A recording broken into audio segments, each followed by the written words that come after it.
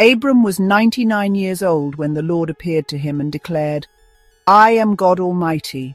Walk before me faithfully and be blameless. Then I will confirm my covenant between me and you and will greatly increase your numbers." Overwhelmed by the presence of God, Abram fell face down. The Lord continued, "As for me, this is my covenant with you. You will be the father of many nations. No longer will you be called Abram. Your name will be Abraham, for I have made you a father of multitudes. I will establish my covenant as an everlasting promise between me and you and your descendants after you, to be your God and the God of your offspring." The Lord then made an extraordinary declaration. "The whole land of Canaan, where you now reside as a foreigner, I will give as an everlasting possession to you and your descendants, and I will be their God." As a sign of this everlasting covenant, God commanded Abraham, "Every male among you shall be circumcised. This will be the mark of the covenant between me and you. Circumcise every male in your household, those born to you and those purchased as servants, on the 8th day. This will be an everlasting covenant in your flesh.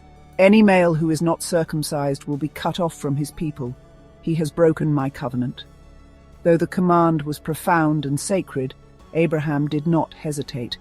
That very day he circumcised himself, his son Ishmael, and every male in his household, as God had instructed. Through this act, Abraham demonstrated his unwavering obedience and trust in God's promises.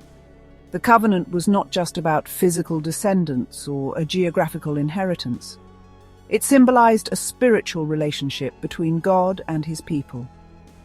Circumcision became an outward sign of an inward commitment, a reminder of God's promise to bless Abraham's offspring and make them a light to the nations.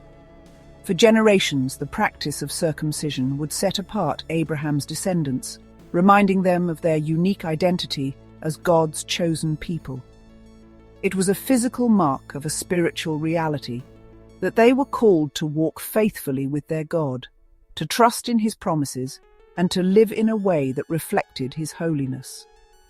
Through Abraham's obedience, God's covenant endured, becoming the foundation of a story that would ultimately bless all nations, pointing to a future where faith, not flesh, would define the people of God.